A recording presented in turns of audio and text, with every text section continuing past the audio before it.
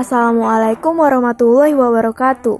Halo semuanya, di video kali ini kita akan membahas tentang psikologi sastra, novel Ubur-ubur lembur karya Raditya Dika. Selamat menyaksikan. Psikologi sastra adalah kajian sastra yang memandang karya sebagai aktivitas kejiwaan.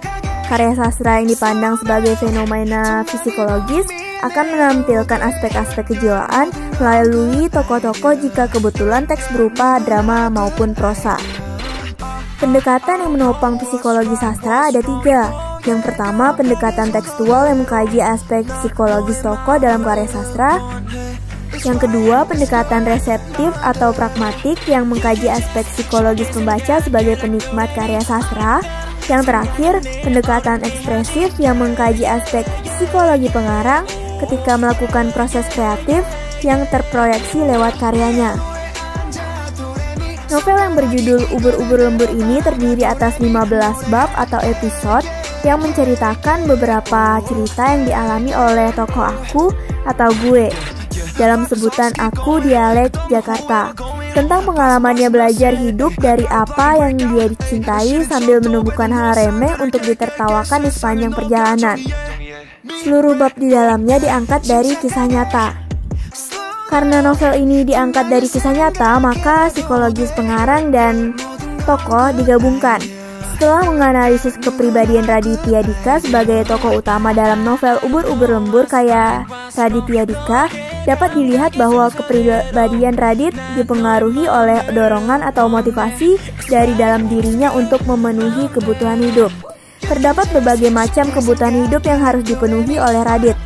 Kebutuhan itu dapat diorganisasikan dalam sebuah hierarki yang tersusun dari kebutuhan yang paling dasar hingga kebutuhan paling tinggi.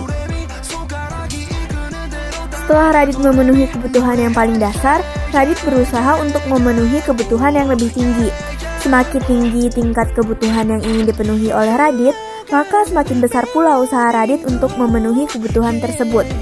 Dalam rangka pemenuhan hierarki kebutuhan, Radit mampu memenuhi setiap kebutuhan. Hal tersebut merupakan kepribadian sehat atau meta-needs dan ditunjukkan oleh beberapa ciri kepribadian sehat yang terdapat dalam diri Radit, yaitu sikap percaya, bijak dan baik, optimis, altruis, sederhana, dan bertanggung jawab.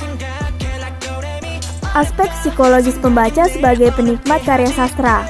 Sebagai seorang yang mulai memasuki masa di mana hidup bukan lagi untuk bersenang-senang belaka, buku ini layak dikonsumsi kalangan remaja hingga dewasa.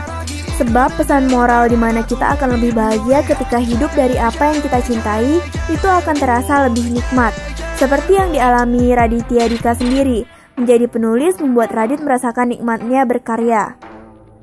Karena memang itulah hidup yang ia cintai, menulis. Novel ini membuat pembaca tertawa kemudian merasa bahwa hal tersebut sama seperti hidupnya. Psikologis pembaca menjadi positif karena tertawa dan juga pembaca juga mendapat pesan moral dan dapat diimplikasikan di kehidupan sehari-hari pembaca. Terima kasih telah menonton.